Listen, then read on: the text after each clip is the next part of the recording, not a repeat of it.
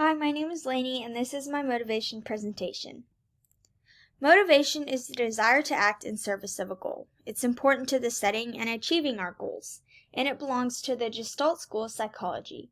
Gestalt psychology was founded in the 20th century and emphasizes that the whole of anything is greater than its parts. Motivation plays an important role in my life. It keeps me working hard and striving for achievements. Lots of various factors motivate me, such as the feelings of self-accomplishment, positive character building, and of course, the occasional brownie sundae. The flow theory is a super important concept in motivation. These tasks that make a person motivated so their sense of time is muted are referred to as mastery-orientated tasks.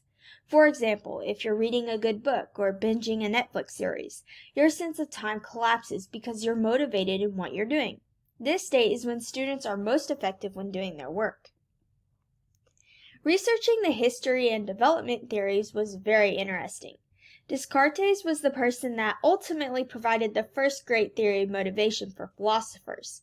Through his eyes, the body is an inactive factor of motivation, while will is the active factor. To him, physical motivations include things like hunger, and targeted motivations are things like will analysis. I researched 3 philosophers who contributed to the theory of motivation, the first one being Abraham Maslow. He described motivation as the satisfaction of needs arranged in a hierarchical order. He explains that the satisfied needs do not motivate us, rather dissatisfaction is what motivates us. The pyramid shows how he classified the hierarchy of needs. The bottom represents crucial needs in order to survive, and then the less influential needs as you work up the pyramid. The order goes psychological needs, safety needs, love and being needs, esteem needs, and self-authentication needs. For example, if an employee is concerned about being fired, they're going to be far more concerned about paying their rent, insurance, and things of that nature, so they'll be in the first or second level of the pyramid. On the other hand, if an employee lives comfortably, they are mostly concerned about relationships, and good praise is their motivation, so they would be on the third or fourth level of the pyramid.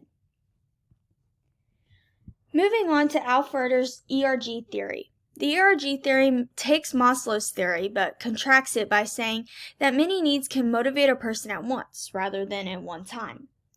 ERG contains a frustration regression dimension, meaning that when a higher order level need is frustrated, the individual's desire to increase lower level needs takes place. So there could be multiple lower level needs motivating you to reach the higher order need. Think of his theory like building a house. The framers, plumbers, and electricians can all be building the lower level needs. And then you reach the higher order such needs as appliances and decoration. Keep in mind that the higher order needs are less important because they need the lower level needs in order to have the foundation.